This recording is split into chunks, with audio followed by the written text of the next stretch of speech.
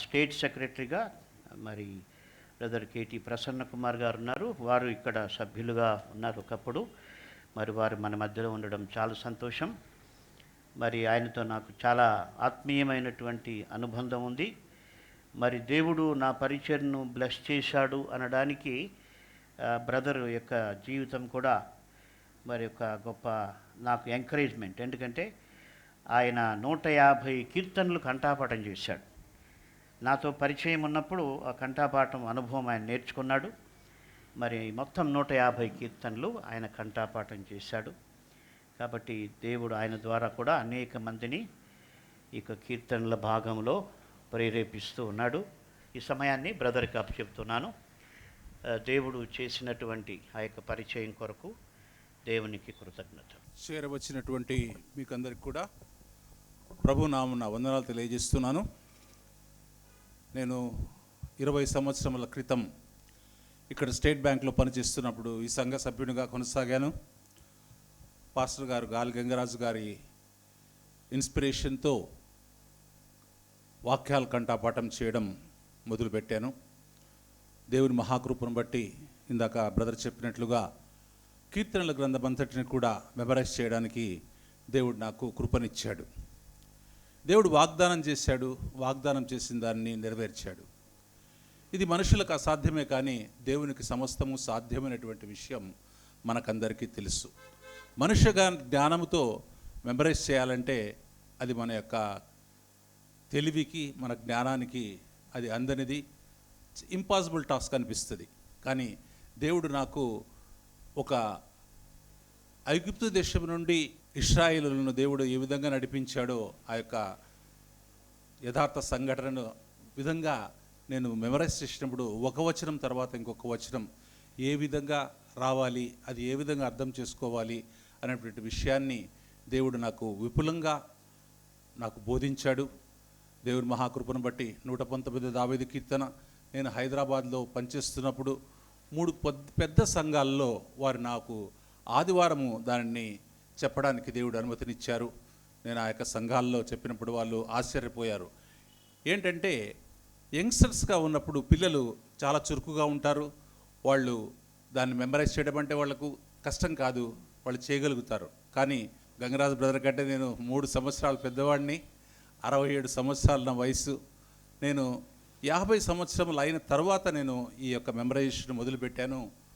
చాలామంది ఆశ్చర్యపోయారు, ఇది ఎలా చేస్తారు బ్రదర్ మీరు, ఈ వయసులో మీకు మెమరీ ఎలా ఉంటుందంటే దేవుడి కృప, కానీ ఇది నా యొక్క శక్తి కాదు అని వాళ్లకు నా యొక్క సాక్ష్యాన్ని పంచుకోవడం జరిగింది. ఈ యొక్క వాక్యాలు ఎందుకు కంఠాపాఠం చేయాలి అనేటువంటి దేవుని యొక్క ఆజ్ఞను మనం చూసినట్లయితే అది మనము ద్వితీయోపదేశకాండము 31వ అధ్యాయము 19వ వచనంలో ఇవి ఎందుకు మనము కంఠాపాఠం చేయాలనేటువంటి దేవుని యొక్క ఆజ్ఞ మనకు క్లియర్గా అక్కడ కనపడుతుంది. కాబట్టి మీరు ఈ కీర్తన వ్రాసి ఇశ్రాయేలీయులకు నేర్పుడి.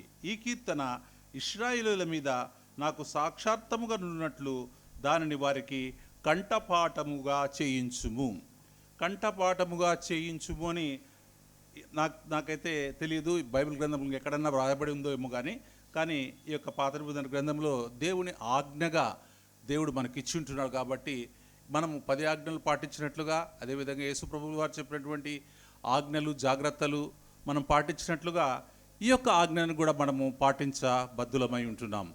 ఎందుకంటే దీన్ని మెమరైజ్ చేయడం వల్ల మనకు వచ్చేటువంటి లాభాలు ఏంటి, మన యొక్క కష్ట సమయంలో, క్లిష్ట సమయంలో దేవుడు ఏ విధంగా మనం చేసినటువంటి మెమరైజ్ చేసినటువంటి వాక్యాలు మనకు గుర్తు తెచ్చి మనకు ధైర్యాన్ని, నిబ్బరాన్ని ఏ విధంగా కలుగు చేస్తాయనేది నా యొక్క సాక్ష్యం ద్వారా కూడా మీకు తెలియజేస్తాను.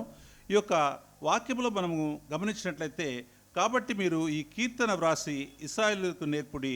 ఈ కీర్తన ఇశ్రాయేలు మీద నాకు సాక్షాత్తంగా ఉన్నట్లు దానిని వారికి కంఠపాఠముగా చేయించుము. ఈ యొక్క సందర్భాన్ని మనం గమనించినట్లయితే 106వ కీర్తనలో ఈ యొక్క సందర్భము మనకు క్లియర్గా కనపడుతుంది.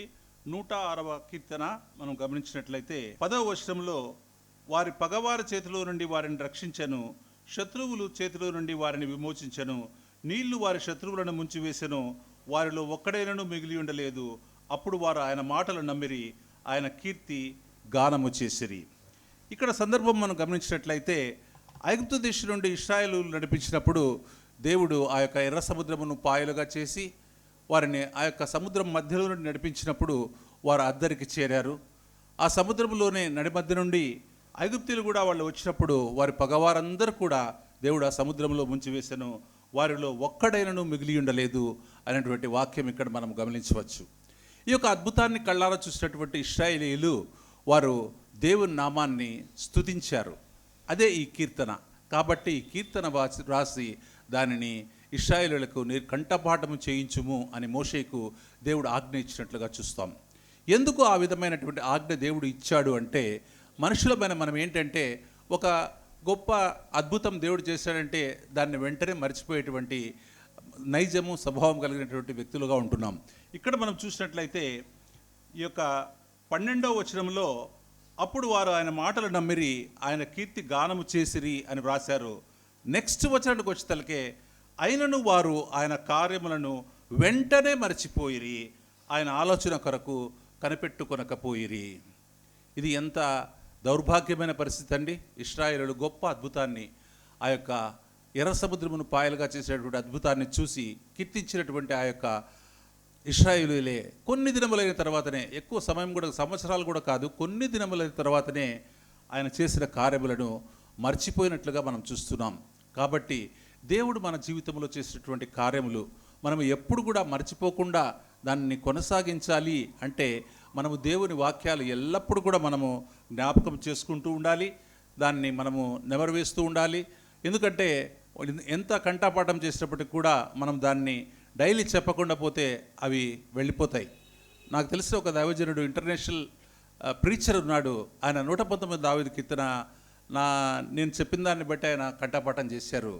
ఆయన కొన్ని దినములైన తర్వాత వచ్చి, బ్రదర్ నేను దీన్ని ప్రతిరోజు చెప్పకుండా పోవడం వల్ల, కనీసం వారానికి ఒక్కసారైనా నేను చెప్పకుండా పోవడం వల్ల నాకు కంప్లీట్గా వెళ్ళిపోయింది బ్రదర్, 119 దావీదు కీర్తన అంతా వెళ్ళిపోయింది, కష్టపడి నేర్చుకున్నా కానీ నేను దాన్ని నిలబెట్టుకోలేకుండా పోయాను అని చెప్పారు. కాబట్టి ఈ యొక్క దీనికి బ్రదర్ చెప్పినట్లుగా సమయం కేటాయించాలి.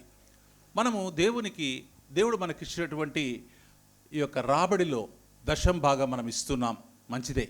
కానీ మనలో ఎందరూ మనకు దేవుడిచ్చినటువంటి సమయము 24 గంటల సమయంలో దేవునికి 10% అంటే యాక్చువల్గా క్యాల్కులేట్ చేస్తే 2 గంటల 44 నిమిషాలు మనము దేవునికి ఇవ్వవలసి ఉంటుంది. నేను హైదరాబాద్లో స్టేట్ బ్యాంక్లో పనిచేస్తున్నప్పుడు నేను దేవునితో ఒక మొక్కుబడి చేసుకున్నాను. నాకు ఎంత పని ఉన్నప్పటికీ కూడా నేను దేవుని సన్నిధిలో 2 గంటల సమయము ప్రతిరోజు కూడా గడపాలి అనేటువంటి మొక్కుబడి చేసుకున్నాను. నా యొక్క మొక్కుబడిని నేను నెరవేర్చుకోవడానికి దేవుడు నాకు సహాయం చేశాడు. నేను బ్యాంకులో 12 గంటలు పనిచేస్తూ ఉండేవాడిని. అయినప్పటికీ కూడా ఉదయాన్నే నేను లేచినప్పుడు దేవుని వాక్యాలు మెమరైజ్ చేయడము, దేవుని వాక్యాన్ని చదవడము, ప్రార్థించడము, ఇవన్నీ చేస్తూ ఉండేవాళ్ళని. మిమ్మల్ని అందరూ ఎందుకు ఎంకరేజ్ చేస్తున్నానంటే, ఇది ఒకేసారి 2 గంటలు చేయాలంటే అది కష్టమైన పనే. మనము కొద్ది కొద్దిగా దాన్ని ఇంక్రీజ్ చేసుకుంటూ పోవాలి. మనము సపోజ్ ఒక 15 నిమిషాలు గడుపుతున్నాం, దాన్ని ఒక 20 నిమిషాలు, అరగంట, గంట, ఈ విధంగా చేస్తూ పోతే దేవుని సన్నిధిలో ఎక్కువ సమయం గడిపే కొద్దీ మనకు ఆయన యొక్క ఆనందం మనము అనుభవించే వారంగా ఉంటాం. కాబట్టి అది మనము స్వయంగా అనుభవిస్తే కానీ మనకు తెలియదు, ఇతరులు చెప్తే దాన్ని మనము స్వీకరించలేము. అదేవిధంగా ఈ యొక్క కీర్తనను మాత్రమే కాకుండా 31వ అధ్యాయం 12వ వచనంలో ఈ విధంగా ఉంటుంది. మీ దేవుడైన యెహోవాకు భయపడి ఈ ధర్మశాస్త్ర వాక్యములన్నిటినీ అనుసరించి నడుచుకున్నట్లు పురుషులేమి, స్త్రీలేమి, పిల్లలేమి, నీ పురములో ఉన్న పరదేశులేమి వాటిని విని నేర్చుకున్నటకై అందరినీ పోగు చేయవలెను. పూర్వకాలము పుస్తకాలు ఉండేటివి కాదు. దేవుని యొక్క దైవజనులు, ప్రవక్తలు చెప్పినప్పుడు వారి నోటి నుండి వచ్చే మాటలను చూసి వారు నేర్చుకునేవాళ్ళు. కాబట్టి ఇవి ఎందుకు నేర్చుకోవాలి అంటే, ఇందాక బ్రదర్ చెప్పినట్లుగా దేవుని యొక్క జాగ్రత్తలు ఏంటో మనకు తెలియకపోతే మనం దాని ప్రకారం నడుచుకోవటం కూడా కష్టమవుతుంది. కాబట్టి మొట్టమొదటిగా మనము దేవుని యొక్క వాక్యంలో ఉన్నటువంటి ఆయన ఆజ్ఞలేమి, ఆయన కట్టడలేమి, ఆయన ఉపదేశాలేమి, వాటన్నిటిని కూడా మనం నేర్చుకోవాలి. నేర్చుకున్నప్పుడు వాటిని అనుసరించి నడుచుకోవడం ఎలాగో మనము చేయగలుగుతాం. కాబట్టి దీనివల్ల మనకు కలిగేటువంటి ఉపయోగాలు అనేకముగా ఉంటున్నాయి. నీ ఎదుట నేను పాపం చేయకున్నట్టు నా హృదయంలో నీ వాక్యం ఉంచుకొని ఉన్నాను అనేటువంటి వాక్యం మన చర్చిలో కూడా వ్రాయబడి ఉన్నది. ఈ విధంగా అనేకమైనటువంటి వచనాలు ఉన్నాయి. 119 దావీదు కీర్తన నాకు చాలా ఇష్టమైన గ్రంథము. ఆ యొక్క 119 దావీదు కీర్తనను బట్టే నాకు ఒక మిత్రుడు చెప్పాడు, బ్రదర్ మీరు 119 మెమరైజ్ చేశారు, దాన్ని బట్టి నేను ప్రేమిస్తున్నాను అని చెప్పేటువంటి ఒక మిత్రుడు ఉన్నాడు. ఆయన యూకేలో ప్రస్తుతం సాఫ్ట్వేర్ ఇంజనీర్గా పనిచేస్తూ ఉన్నాడు. కాబట్టి మనకు ఉన్నటువంటి ఆధిక్యత, ఈ యొక్క లోకంలో ఏదైనా ఆధిక్యత ఉండొచ్చు, కానీ దేవుని వాక్యమును బట్టి మనకు లభించేటువంటి గౌరవము, ఆధిక్యత అది చాలా సపరేట్ అండి. అది నేను అనుభవించాను కాబట్టి చెప్తున్నాను. నేను ఈ యొక్క గిడియన్ మినిస్ట్రీలో చాలా చిన్న పొజిషన్ నుండి అతి త్వరలో, అంటే చాలా తక్కువ సంవత్సరాల్లోనే ఈ యొక్క ఏపీ స్టేట్ సెక్రటరీగా దేవుడు నన్ను ఆశీర్వదించాడు. అది ఎలా జరిగిందో నాకైతే తెలియదు. మా యొక్క పైన ఉన్నటువంటి ఆఫీసర్స్ వాళ్ళు నా సామర్థ్యాన్ని వాళ్ళు గుర్తించి వారు నన్ను ఈ యొక్క పొజిషన్లో ఉంచారు. అదేవిధంగా నా సామర్థ్యం మాత్రమే కాదు, దేవుడు వారిని ప్రేరేపించిన విధానాన్ని బట్టి నాకంటే ఎంతో తెలివైన వారు, నాకంటే ఎంతో సీనియర్స్ ఉండగా నన్ను ఈ యొక్క పోస్ట్లోనికి దేవుడు ఆశీర్వదించాడు అంటే అది కేవలం దేవుని యొక్క కృప ఉంటున్నది. గత 3 సంవత్సరములుగా నేను ఈ యొక్క గిడియన్ మినిస్ట్రీలో పనిచేస్తూ ఉన్నాను. నా యొక్క సాక్ష్యాన్ని మొదట చెప్పి నేను తర్వాత గిడియన్ మినిస్ట్రీ గురించిన కొద్ది సమయం నేను తీసుకుంటాను. గత సంవత్సరం ఆగస్టు 15న ఇండిపెండెన్స్ డే రోజున నేను మా మిస్సెస్ విజయ గిడియన్ పరిచర్య నిమిత్తము జమలబడుగు పట్టణానికి వెళ్ళడం తటస్థించింది. మా యొక్క పరిచర్యను ముగించుకొని మేము మా యొక్క తిరుగు ప్రయాణంలో వస్తుండగా నేనే కారు డ్రైవ్ చేస్తున్నాను. సడన్గా నా కళ్ళు మసకపారాయి. బ్రీతింగ్ కూడా తీసుకోవడం కష్టం అనిపించింది. నా కంట్రోల్ నేను తప్పినట్లుగా నేను గ్రహించాను. నా భార్యకు చెప్తే భయపడుతుంది, వెంటనే హాస్పిటల్కి పోదామంటుందని చెప్పి నేను ఆమెకు చెప్పలేదు.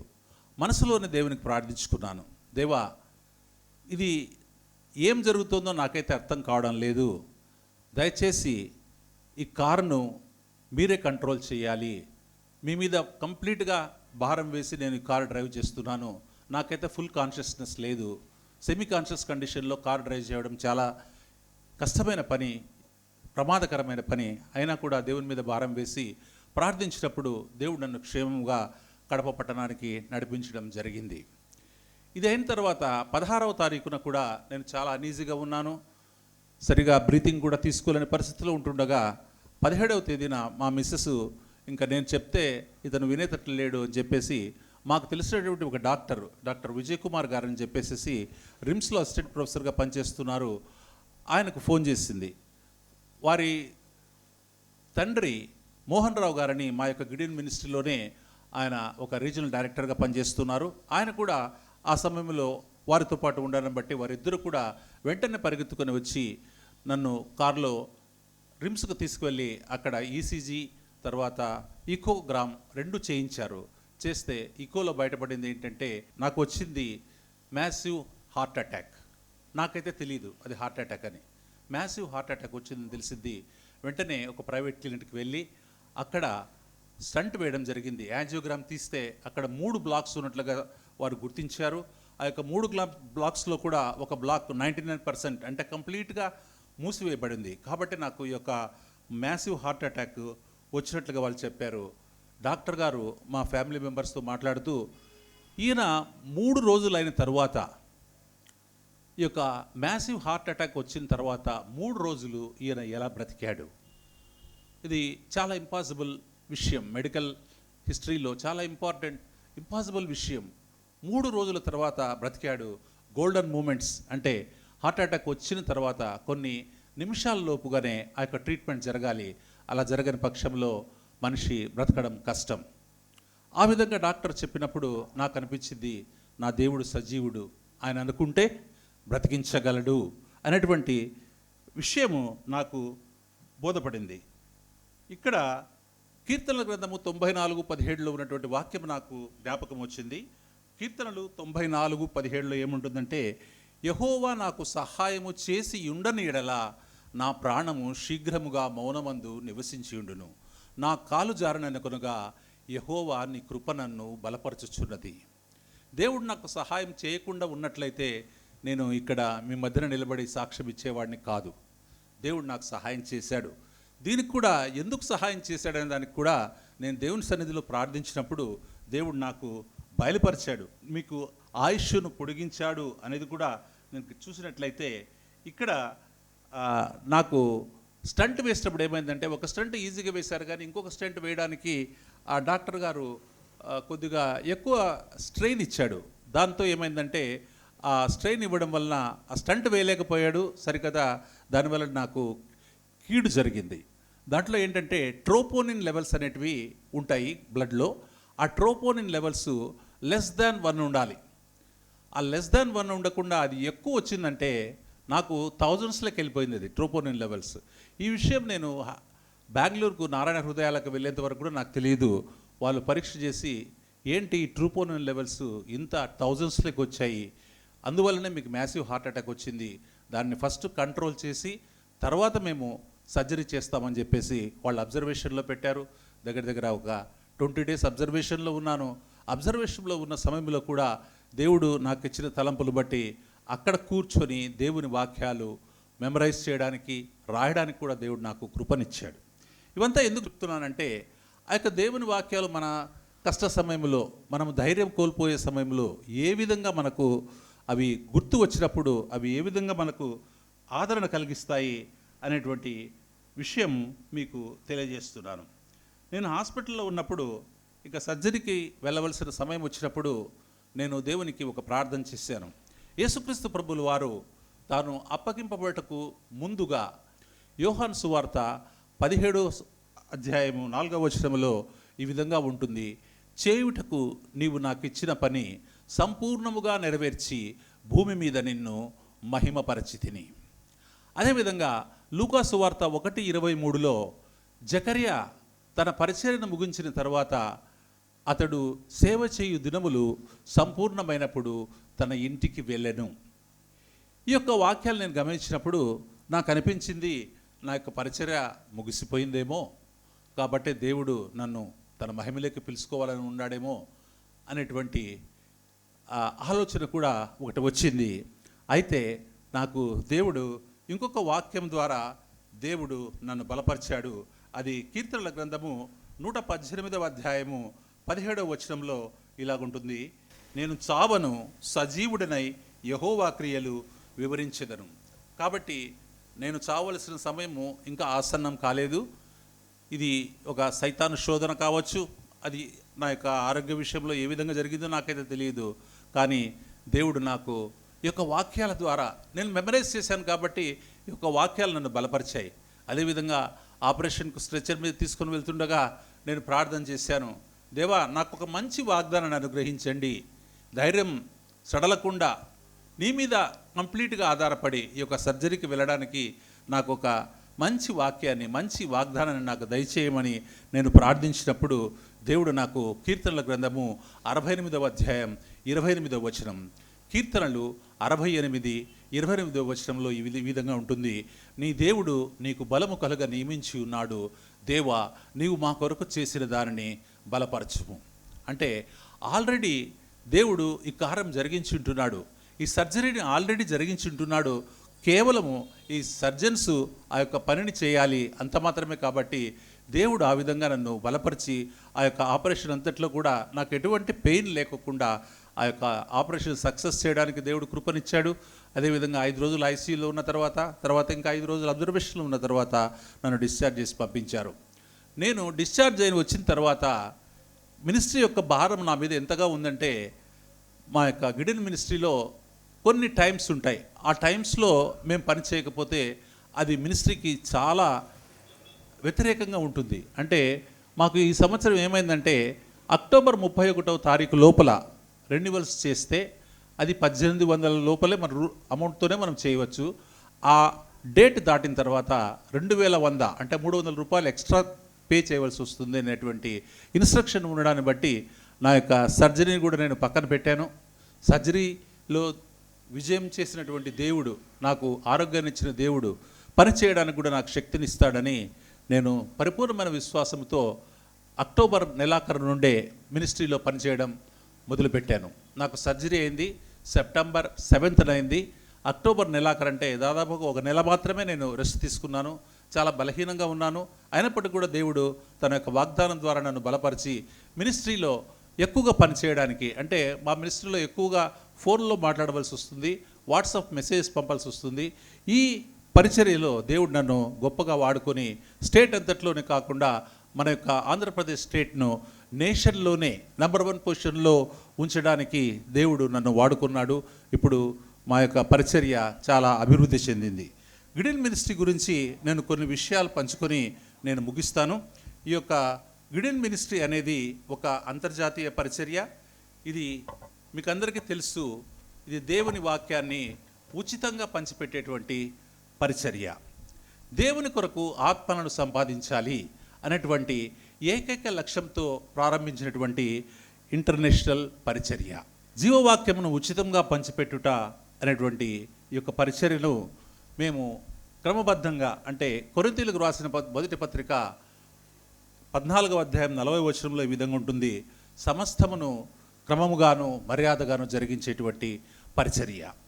ఈ యొక్క పరిచర్య ప్రపంచంలో ఏ విధంగా ప్రారంభమైంది అని గమనించినట్లయితే 126 సంవత్సరాల క్రితము, అంటే 1898 సంవత్సరంలో 3 వ్యక్తులు, Samuel E Hills, John Nicholson, William Knights, ఈ 3 వ్యక్తుల ద్వారా దేవుడి యొక్క పరిచర్యను ప్రారంభించాడు. అమెరికా దేశంలో విస్కాన్సిన్ సిటీలో వీరు ఈ యొక్క పరిచర్యను ప్రారంభించారు. వీరికి దేవుడిచ్చినటువంటి తలపును బట్టి వీరు గిద్యోనును ఆదర్శంగా తీసుకుని, గిద్యోను ఏం చేశారో మనకందరికీ తెలుసు. ఆ మిద్యానుల మీదకి యుద్ధానికి వెళ్ళినప్పుడు ఎక్కువ మందితో కాకుండా మిద్యానీయుల గొప్ప సైన్యాన్ని కేవలము 300 మంది సైన్యంతో జయించడానికి దేవుడు ఆయన యొక్క కృపను, ఆయన యొక్క బలాన్ని మిద్యానులను జయించడానికి గిద్యోనుకు ఇచ్చాడు. దానిని ఆదర్శంగా తీసుకుని ఇప్పుడు ప్రపంచంలో మేము చాలా కొద్దిమంది అయినప్పటికీ కూడా ఈ యొక్క గొప్ప భారాన్ని మోయడానికి, పరిచర్యను విస్తరింపచేయడానికి దేవుడు మాకు శక్తి అనుగ్రహించాడు. ప్రపంచమంతటా కూడా 12,105 క్యాంప్స్, మినిస్ట్రీ టచ్ పాయింట్స్ అంటాం. ఇవి ప్రపంచమంతటా 12,105 క్యాంప్స్ ఉన్నాయి. మన దేశంలో అయితే 1010 క్యాంప్స్ ఉన్నాయి. మన రాష్ట్రంలో 106 క్యాంపులు ఉన్నాయి. మన తిరుపతి పట్టణంలో కూడా మా యొక్క గిడియన్ క్యాంప్ ఉందని చెప్పడానికి నేను ఎంతో సంతోషిస్తున్నాను. ప్రపంచమంతటా కూడా దాదాపుగా కేవలము 2.5 లక్షల మంది మాత్రమే మా యొక్క సభ్యులు ఉంటున్నారు. మన భారతదేశంలో అయితే 46,000కు పైగా సభ్యులు ఉంటున్నారు. మేమందరం కూడా దేని కొరకు చేస్తున్నాము అంటే, యేసుక్రీస్తు ప్రభువుల వారు పరలోకానికి ఆరోహణమైపోవడానికి ముందు తన శిష్యులతో మాట్లాడుతూ మార్కు సువార్త 16:15లో ఆయన ఇచ్చినటువంటి ఆ యొక్క చిట్ట చివరి ఆజ్ఞ ఏంటంటే, దాన్ని గ్రేట్ కమిషన్ అని కూడా అంటారు. మీరు సర్వలోకమునకు వెళ్ళి సర్వ సృష్టికి సువార్తను ప్రకటించుడి అనే ఆజ్ఞను నెరవేర్చడానికి అనేకమైనటువంటి ప్రొటెస్టెంట్ ఇవాంజలికల్ చర్చెస్తో కలిసి పనిచేసేటువంటి సంస్థ the Gideons International in India. The Gideons ministry is among the world's foremost organizations dedicated to fulfil the great commission of our Lord in participation with protestant evangelical churches. ఇది ఒక family ministry and silent ministry. ఎందుకంటే ప్రపంచంలో Bible గ్రంథాన్ని, వాటి ప్రతులను ఉచితంగా పంచిపెట్టే ఏకైక సంస్థ, ఒకే పేరుతో ప్రపంచమంతటా కూడా కొనసాగుతున్నటువంటి పరిచర్య. మన భారతదేశంలోనికి ఇది 1961వ సంవత్సరంలో వచ్చింది.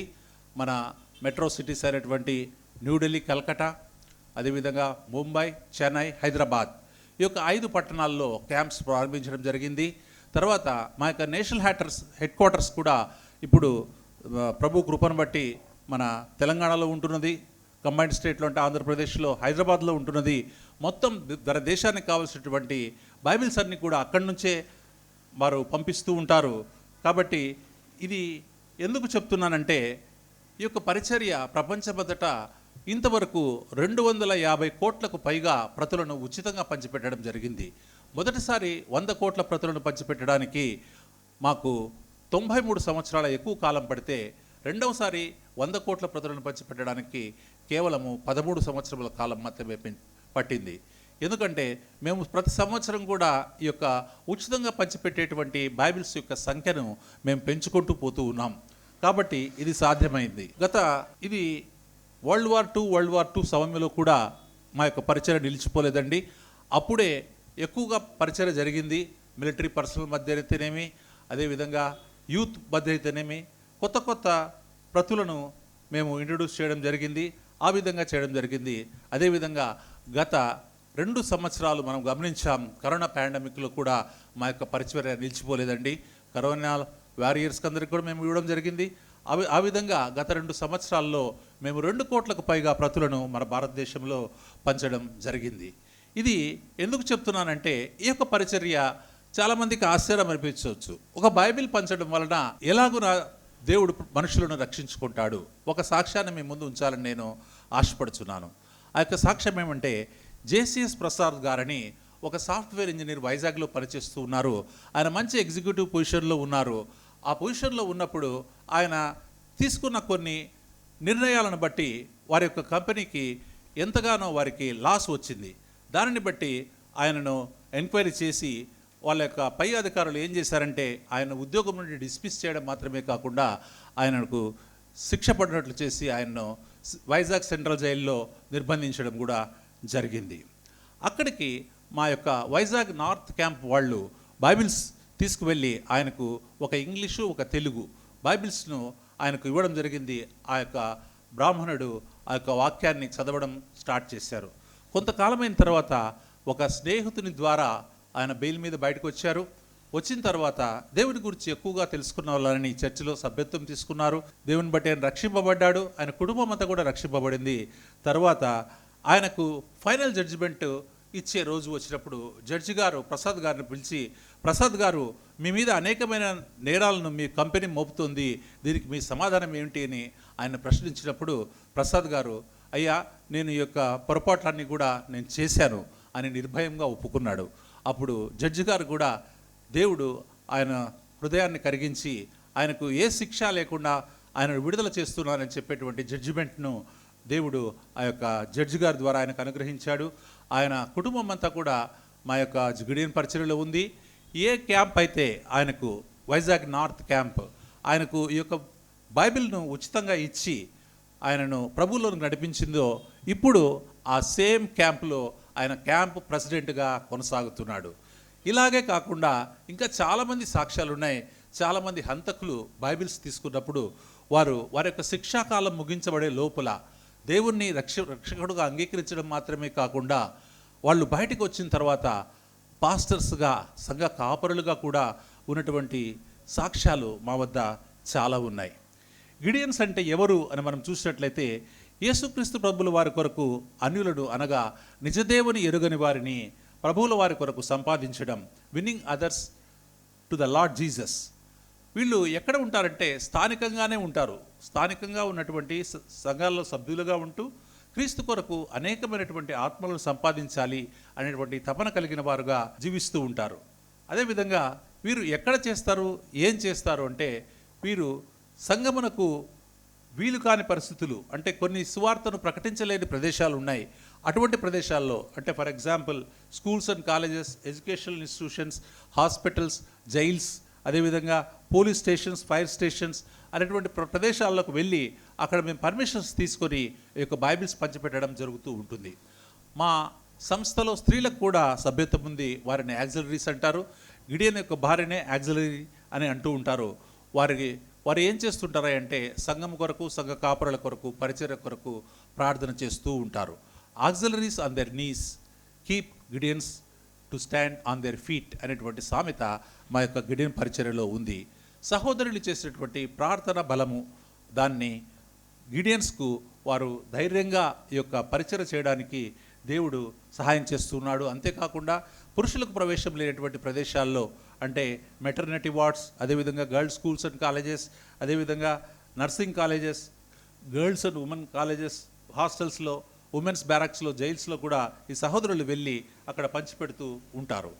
అంతేకాకుండా మేము ఈ యొక్క మా యొక్క గురిని లక్ష్యాన్ని 3 విధాలుగా మేము నెరవేరుస్తూ ఉంటాం. మొట్టమొదటిగా మేము ఒక అసోసియేషన్గా ఏర్పడతాము. ప్రతి స్టేట్లో కూడా ఆంధ్రప్రదేశ్ స్టేట్ అసోసియేషన్, అదేవిధంగా తమిళనాడు స్టేట్ అసోసియేషన్, ఆ విధంగా ఒక అసోసియేషన్గా ఏర్పడడం జరుగుతుంది. తర్వాత ఇందాక నేను చెప్పినట్లుగా నిర్దేశింపబడినటువంటి ప్రదేశాల్లో మేము బైబిల్స్ పంచిపెట్టడం జరుగుతుంది. మూడవదిగా మా యొక్క వ్యక్తిగత సాక్ష్యాలను పంచుకుంటూ మేము ఈ యొక్క బైబిల్స్ను పీడబ్ల్యూటీస్ అంటారు, పర్సనల్ విట్నెస్ టెస్టిమనీ. అంటే మా యొక్క వ్యక్తిగత సాక్ష్యాలను మేము పంచుకుంటూ వాటిని మేము ఈ యొక్క బైబిల్స్ మేము గిఫ్ట్గా ఇస్తూ ఉంటాం. గిడియన్స్ అయితే ఇది ఇస్తారు, యాక్సిలరీ సిస్టర్స్ అయితే ఈ యొక్క పెరివికల్ కలర్ ఉండేటువంటి దాన్ని ఇస్తూ ఉంటారు. మేము కాలేజెస్కు దానికి వెళ్ళినప్పుడు ఈ యొక్క బైబిల్ను మేము పంచిపెడుతూ ఉంటాం. ఇది ఉచితంగా పంచిపెడుతూ ఉంటుంది. ఇప్పుడు రీసెంట్గా మా యొక్క నేషనల్ క్యాబినెట్ ఒక డెసిషన్ తీసుకుంది. అదేంటయ్యా అంటే కీర్తనలు మరియు సామెతలు కూడా కలిపి ఉన్నటువంటి ఈ యొక్క నూతన నిబంధన గ్రంథాన్ని దేవుడు మాకు అనుగ్రహించాడు. నేను దేవుని సన్నిధిలో నన్ను నేను తగ్గించుకొని నేను చెప్పడం ఏంటంటే ఈ యొక్క కీర్తనలు సామెతలు కలిసినటువంటి క్రొత్త నిబంధన గ్రంథాన్ని ప్రూఫ్ రీడింగ్ చేయడానికి దేవుడు నాకు కృపనిచ్చాడు. నేను దీంట్లో ఉన్నటువంటి మిస్టేక్స్ను ఏ విధంగా గుర్తించాలి అనేటువంటి విషయాన్ని కూడా దేవుడు నాకు బోధించిన విధానాన్ని బట్టి అనేకమైనటువంటి మిస్టేక్స్, అంటే ప్రింటింగ్ మిస్టేక్స్ ఉంటాయి, తర్వాత అర్థం కూడా కొంచెం డిఫరెన్స్ వచ్చే మిస్టేక్స్ ఉంటాయి. వాటినన్నిటి కూడా సరిచేసి నేను హైదరాబాద్లో 3 రోజులు ఇంకొక సహోదరునితో కలిసి పనిచేసి ప్రూఫ్ రీడింగ్ చేసి అదంతా ప్రూఫ్ రీడింగ్ అయిన తర్వాత వచ్చినటువంటి ప్రతి ఇది ఒక సామెతలు కీర్తనలుగా ఉన్నటువంటి నూతన నిబంధన గ్రంథము. ఇది ఇప్పుడు మేము పంచిపెడుతూ ఉన్నాం, ఉచితంగా పంచిపెడుతూ ఉన్నాం. దేవుడు మా యొక్క పరిచర్యకు ఒక వాగ్దానాన్ని ఇచ్చింటున్నాడు. అది యెషయా గ్రంథము 55వ అధ్యాయము 10-11 వచనాలు. వర్షమును హిమమును ఆకాశము నుండి వచ్చి అక్కడికి ఎలాగు మరలక భూమిని తడిపి విత్తువానికి విత్తనమును భుజించువానికి ఆహారమును కలుగుటకై అది చిగిర్చి వర్ధిల్లినట్లు చేయును, అలాగుననే నా నోట నుండి వచ్చి వచనమును ఉండును. నిష్ఫలముగా అది నా యొద్దకు మరలక అది నాకు అనుకూలమైన దాన్ని నెరవేర్చును, నేను పంపిన కార్యమును సఫలము చేయును. ఈ యొక్క వాక్యము మాకు గిడిన పరిచర్యలో మేము అనుభవిస్తూ ఉన్నాం. ఎందుకంటే దేవుని వాక్యాన్ని మేము కేవలం పంచిపెడుతున్నాం అంతే. పంచిపెట్టిన తర్వాత మేము ఏం చేస్తామయ్యా అంటే దేవుని సన్నిధిలో ప్రార్థన చేస్తాం. దేవా, ఈ యొక్క ప్రదేశాల్లో మేము పంచిపెట్టేటువంటి వాక్యము నిష్ఫలంగా పోనీయకుండా నన్న తండ్రి మీరు దాన్ని నీరు కట్టి ఫలింపచేయండి అని మేము ప్రార్థించినప్పుడు పరిశుద్ధాత్మ దేవుడే దానిని నీరు కట్టి ఫలింపజేస్తూ ఉన్నాడు. కాబట్టి మా యొక్క పరిచర్య ముందుకు కొనసాగుతూ ఉంది. 126 సంవత్సరాల కిందట ప్రారంభించినటువంటి మా యొక్క పరిచర్య ప్రపంచంలో ఉన్నటువంటి 109 భాషలలో బైబిల్స్ను మేమే ప్రింటింగ్ చేయిస్తాము. అది బెంగళూరులో ఒకటి ఉంది, కలకట్టాలో ఒకటి ఉంది ప్రింటింగ్ ప్రెస్. అక్కడ మేము వీళ్ళకు సపరేట్గా ఎన్ని కావాలి, ఎన్ని లక్షలు కావాలి, ఎన్ని కోట్లు కావాలి అనేటువంటి ప్రతులను మేము ఆర్డర్ చేసి దాన్ని మేము ప్రింటింగ్ చేయించడం జరుగుతుంది. మన భారతీయ భాషల్లో అయితే 25 భాషల్లో అది ముద్రింపబడింది. గత సంవత్సరం మన దేశంలో 1,05,00,000 ప్రతులను పంచిపెట్టడం జరిగింది. అదేవిధంగా ప్రపంచమంతట్లో 5,64,00,000 ప్రతులను పంచిపెట్టడం జరిగింది. మన రాష్ట్రంలో దాదాపుగా 7 లక్షల ప్రతులను పంచిపెట్టడం జరిగింది. అయితే ఇప్పుడు మనం గమనించినట్లయితే సువార్తకు ద్వారాలు ఒక్కొక్కటిగా మూయబడుతూ ఉన్నాయి. మాకు 2 సంవత్సరాల కిందట మాకు కాలేజెస్కు దీనికి ఎడ్యుకేషనల్ ఇన్స్టిట్యూషన్కి వెళ్ళినప్పుడు పర్మిషన్స్ ఇచ్చేవారు. ఇప్పుడైతే ఆ పర్మిషన్స్ ఎవరు కూడా ఇవ్వడం లేదు. కాబట్టి మా యొక్క నిర్దేశింపబడిన ప్రదేశాలను కూడా మేము దాన్ని కొన్ని మార్పులు చేసుకొని, ఏ విధంగా అంటే ఎగ్జామినేషన్ సెంటర్స్ నుంచి పిల్లలు ఎగ్జామినేషన్స్ రాసి వచ్చేటప్పుడు వారికి మేము పంచిపెట్టడం జరుగుతూ ఉంది. అదేవిధంగా VBS జరుగుతూ ఉంటుంది. అక్కడ కూడా అనేకమైనటువంటి అన్యులు కూడా పిల్లలు కూడా వాళ్ళ యొక్క VBSలో పాల్గొంటారు కాబట్టి వాళ్ళకు పంచిపెట్టడం జరుగుతుంది. యూత్ ఫెస్ట్ జరిగినప్పుడు చేస్తాం. అదేవిధంగా బుక్ ఎగ్జిబిషన్స్ జరిగినప్పుడు, ఫెయిర్స్ అండ్ ఫెస్టివల్స్ జరిగినప్పుడు కూడా అక్కడ మేము ఈ యొక్క బైబిల్స్ పంచిపెట్టడం జరుగుతూ ఉంది. అనేకమైన స్టేట్స్లో యాంటీ కన్వర్షన్ బిల్స్ కూడా పాస్ చేయడం జరిగింది. కాబట్టి సువార్తకు ద్వారాలు మూయబడుతుండగా మనము మన శక్తి సామర్థ్యాలను మించి ఈ యొక్క పరిచర్యలో ముందుకు పాల్గొనాలని మేము మీ యొక్క దేవుని సన్నిధిలో నేను మీ అందరినీ కూడా రిక్వెస్ట్ చేస్తున్నాను. మీ మధ్యకు నేను రావడానికి కారణము 3 ముఖ్య కారణాలు ఉంటున్నాయి. దాన్ని 3Ps అంటాం. మీ యొక్క ప్రార్థన సహకారం, ప్రార్థన సహకారం మాకు కావాలి.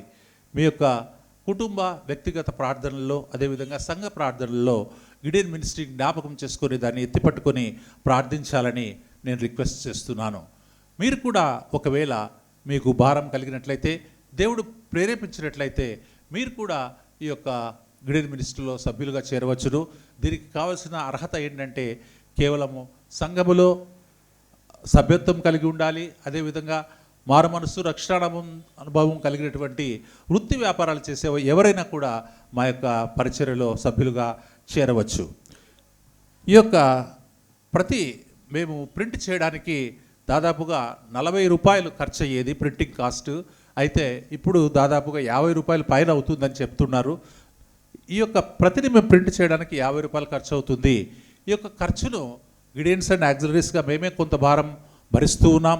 అదేవిధంగా సంవత్సరం అంతటా కూడా అనేకమైనటువంటి ప్రోగ్రామ్స్ ద్వారా ఈ యొక్క ఫండ్స్ రైజ్ చేయడం జరుగుతుంది. అదేవిధంగా ఈ యొక్క పరిచర్యను ప్రేమించినటువంటి మీలాంటి సంఘాలు మాకు ఎంతో సహాయం చేస్తున్నాయి. ఈ చర్చ్ ప్రజెంటేషన్ చేసినప్పుడు చర్చ్ రిటైరల్ ఆపరేటరీగా మాకు ఎంతగానో సహకారం అందిస్తున్నారు. గత కొన్ని సంవత్సరాలుగా కూడా సహకారాన్ని అందించారు, ఇప్పుడు కూడా అందిస్తున్నారు. ఇక ముందుకు కూడా మా యొక్క పరిచర్యకు మీరు సహకారాన్ని అందించాలని నేను రిక్వెస్ట్ చేస్తున్నాను. అదేవిధంగా ఈ యొక్క పరిచర్యకు మీరు దోహదపడాలంటే కొన్ని బైబిల్స్ను ఒక 5 బైబిల్స్కు స్పాన్సర్ చేయవచ్చు, 10 చేయవచ్చు, 20 చేయవచ్చు. ఆ విధంగా మీరు ఎంతైనా కూడా బైబిల్స్ స్పాన్సర్ చేయవచ్చు. దానికి తగినటువంటి కాస్ట్ను మీరు మాకు కానుకగా ఇవ్వచ్చును. ఈ యొక్క పరిశుద్ధ ఆలయంలో ఆరాధన అయిన వెంటనే తర్వాత మీకు కవర్స్ ఇవ్వబడతాయి. ఆ కవర్స్ తీసుకెళ్ళి మీరు నెక్స్ట్ వచ్చే ఆదివారం కానీ ఈ ఆదివారం కానీ మీరు ఆ యొక్క కానుకలు అంటే బైబిల్ ప్రింటింగ్ కొరకు చేసేటువంటి కాస్ట్ యొక్క కానుకలు మీరు ఇచ్చినట్లయితే దేవుడు మిమ్మల్ని మెండుగా ఆశీర్వదిస్తాడు. మనకందరికీ తెలిసిన వచనము, సమృద్ధిగా విత్తువాడు సమృద్ధిగా పంట కోయను, కొంచెముగా విత్తువాడు కొంచెముగా పంట కోయను అనేటువంటి వాక్యానాన్ని, అదేవిధంగా సనుగు కొనకయు బలవంతంగా కాకయు ప్రతివాడను తన హృదయంలో నిశ్చయించుకునే ప్రకారము దేవుడి పరిచర్యకు ఇవ్వాలనని నేను మిమ్మల్ని అందరినీ రిక్వెస్ట్ చేస్తున్నాను. దీనివలన ఎంతో ఆశీర్వాదాలు పొందిన వారు ఉంటున్నారు. ఇది ఏ విధంగా ఉపయోగపడుతుంది అనేది ఒక చిన్న సాక్ష్యాన్ని చెప్పి నేను ముగిస్తాను. ఏంటంటే గల్ఫ్లో ఒక సహోదరి పనిచేస్తూ ఉన్నారు. ఆమె మా యొక్క గిడెన్ మినిస్ట్రీలో సభ్యురాలు కాదు, కానీ దేవుడు ఆమెను ప్రేరేపించిన దానిని బట్టి 50,000 రూపాయలు ఆమె పుత్తూరు క్యాంపులో తనకు తెలిసిన వారికి గిడెన్ మినిస్ట్రీ పరిచర్య నిమిత్తం ఆమె పంపించారు. 50,000 రూపాయలు చిన్న అమౌంట్ కాదు, మనకు 50,000 రూపీస్ ఆమెకు దేవుడు ప్రేరేపించిన దాన్ని బట్టి ఆమె పంపించారు. ఆమె పంపించినప్పుడు ఆమె మనసులో ఏమీ లేదు, దేవునికి ఇవ్వాలి అనేటువంటి సంకల్పం మాత్రమే ఉంది. కానీ కొన్ని నెలలు అయిన తర్వాత ఆమె స్నేహితులు కొంతమంది శ్రీలంకలో ఉంటున్నారు. శ్రీలంకలో ఉన్నటువంటి ఆమె స్నేహితులు ఈవెన్ రిక్వెస్ట్ చేశారు, అమ్మ మేము శ్రీలంకలో ఉంటున్నాం, మాకు బైబిల్స్ లేవు, మాకు మీరేమన్నా తమిళ్ బైబిల్స్ మాకు హెల్ప్ చేయగలుగుతారా అని ఆ సిస్టర్ను, గల్ఫ్లో ఉన్నటువంటి సిస్టర్ను వాళ్ళు క్వశ్చన్ చేసినప్పుడు, రిక్వెస్ట్ చేసినప్పుడు, ఆ సిస్టర్ మళ్ళీ పుత్తూరు క్యాంపును మమ్మల్ని రిక్వెస్ట్ చేసినప్పుడు ఒక స్పెషల్ కేటగిరీ కింద, మేము మామూలుగా వేరే దేశాల్లో ఉన్నటువంటి వారికి మేము పంపించాము, కానీ ఇది ఒక స్పెషల్ రిక్వెస్ట్ కాబట్టి నేను మా ప్రెసిడెంట్ గారి దగ్గర అడిగినప్పుడు, బ్రదర్ ఇది స్పెషల్ రిక్వెస్ట్, ఒక 2000 తమిళ్ బైబిల్స్ను ఆ పుత్తూరు క్యాంప్కు స్పెషల్గా మేము శాంక్షన్ చేస్తున్నాము. ఆ యొక్క బైబిల్స్ను వారు షిప్మెంట్ చేసి శ్రీలంకకు పంపించవచ్చు అని చెప్పినప్పుడు ఆ విధంగా మేము దాన్ని తెప్పించి తమిళ్ బైబిల్స్ను పుత్తూరు క్యాంపుకి ఇచ్చినప్పుడు, పుత్తూరు క్యాంప్ వాళ్ళు చెన్నైకి వెళ్ళి దానిని షిప్మెంట్ చేసి శ్రీలంకకు పంపించినప్పుడు ఆ యొక్క శ్రీలంకలో ఆ యొక్క తమిళ్ బైబిల్స్ అన్నీ కూడా డిస్ట్రిబ్యూట్ అయి దేవుని నామ ఘనత కొరకు అవి జరిగిందని మేము చెప్తున్నాను. ఇది మనం ఇచ్చేటువంటి అమౌంట్, ఇది ఇక్కడే ఉపయోగపడుతుందా, ప్రపంచంలో ఎక్కడన్నా ఉపయోగపడుతుందా, ఇంకా వేరే రాష్ట్రంలో ఉపయోగపడుతుందో మనకైతే తెలియదు, కానీ దేవుడు దానిని గొప్పగా ఆశీర్వదిస్తాడు. మనం ఇచ్చేది కొద్దిగా అయినప్పటికీ కూడా దేవుడు దానిని గొప్పగా ఆశీర్వదిస్తాడు. కాబట్టి మీరందరూ కూడా యొక్క పరిచర్యలో పారిబస్తులు కావాలని రిక్వెస్ట్ చేస్తూ ఈ అవకాశాన్ని ఇచ్చినటువంటి పాస్టర్ గారికి నా యొక్క వందనాలు తెలియజేస్తూ నేను ముగిస్తున్నాను. Thank you very much. ప్రార్థించుకుందామండి. అత్యంత ప్రేమ కృప కనుక మా ప్రియ పరలోకపు తండ్రి, నా తండ్రి, ఈ యొక్క ఉదయ కాలంలో మీ సన్నిధిలో నిలబడడానికి నీవు మాకు ఇచ్చినటువంటి కృపను సామర్థ్యాన్ని బట్టి మీకు స్తోత్రం చెల్లిస్తున్నాం. నా తండ్రి, ఈ యొక్క రోజు స్పెషల్ డేగా ఉంటున్నది. చర్చ్ ర్యాలీ ఫెస్టివల్గా స్టేట్ అంతా కూడా అనేకమైన సంఘాల్లో నాయన తండ్రి పరిచర్య కొరకు నాయన తండ్రి నిధులు సేకరిస్తూ ఉండగా నాయన తండ్రి మీరే నాయన తండ్రి మనుషుల హృదయాలను ప్రేరేపించి నాయన తండ్రి వారు పరిచర్యకు నాయన తండ్రి వారి యొక్క సామర్థ్యాన్ని మించి ఇవ్వగలిగేటువంటి కృపను అనుగ్రహించమని ప్రార్థిస్తున్నాం. దాని ద్వారా వచ్చేటువంటి మీ యొక్క ఆశీర్వాదాలు మెండుగా ప్రతి కుటుంబం కూడా పొందుకునేలాగున సహాయం చేయమని యేసయ్య దివ్యనామమును బట్టి అడిగి వేడుకుంటున్నాం తండ్రి. ఆమేన్. Thank you sir.